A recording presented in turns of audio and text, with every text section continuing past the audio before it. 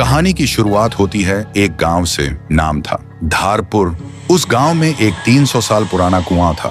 लोग कहते थे हर आधी रात उस कुएं के अंदर से एक रोती हुई लड़की की आवाज सुनाई देती थी। लेकिन एक बात सबको हैरान करती थी, गांव में जो भी लड़का उस कुएं का पानी पीता 3 दिन के अंदर वो गायब हो जाता है। न लाश मिलती न आवाज। इसी गांव में शहर से एक लड़का आया था, रवि। वह छुट्टियों में अपनी नानी से मिलने आया था। उसने सुना था कि लोग अब भी उस कुएं से डरते हैं, लेकिन रवि सोचते हैं डर सिर्फ अंधविश्वास है और कुछ नहीं। एक दिन धूप में घूमते हुए रवि को प्यास लगी और बिना किसी से पूछे वो सीधा उस श्रापित कुएं से पानी पीने चला गया। जैसे ही रवि ने कुएं में झांका, उसकी आंखों के सामने कुछ सुनहरा चमका और पानी में एक लड़की का चेहरा दिखाई दिया, रोता हुआ, आंसुओं से भरा हुआ। रवि घबरा गया और तुरंत वहां से भाग गया।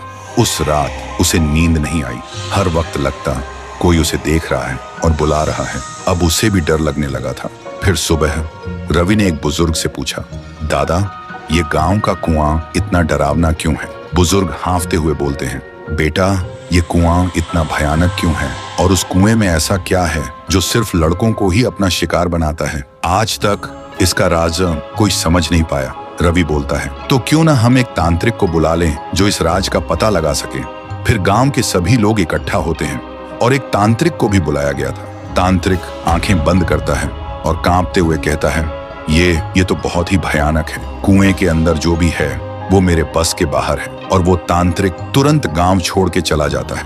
गांव वालों के चेहरे पे डर और गहरा हो जाता है। लेकिन रवि के मन में अब सवाल उठते हैं, उस दिन मैंने जो देखा, क्या वो सिर्फ मेरा वहम था? और आज तांत्रिक ने क्या देखा जो डर के भाग गया? उसी दिन अमावस्या की रात थी। रवि कुएं के पास एक पेड़ के पीछे छुप जाता है। ठीक आधी रात को कुएं के अंदर से एक अजीब सी आवाज आती है और तभी कुएं के अंदर से एक लड़की बाहर निकलती है। वो डरावनी थी, लेकिन उसकी आंखों में सिर्फ दर्द था। थोड़ी देर बाद एक लड़का बाइक लेकर गांव से गुजरता है। वो लड़की अचानक उसके सामने आ जाती है। लड़का तुरंत ब्रेक लगाता है, लेकिन कुछ ही पल में वो उसे गायब कर देती है। रवि ये सब देखकर हैरान रह जाता है। उसके दिमाग में एक ही सवाल घूमता है, ये कौन है और सिर्फ लड़कों को ही क्यों अपना शिकार बना रही है, लड़कियों को क्यों नहीं? तो दोस्तों, अगर आपको पता करना है कि कुएं में वो लड़की कौन है और वो सिर्फ लड़कों को ही क्यों अपना शिकार बनाती है, तो कमेंट करो, पार्ट 2 चाहिए।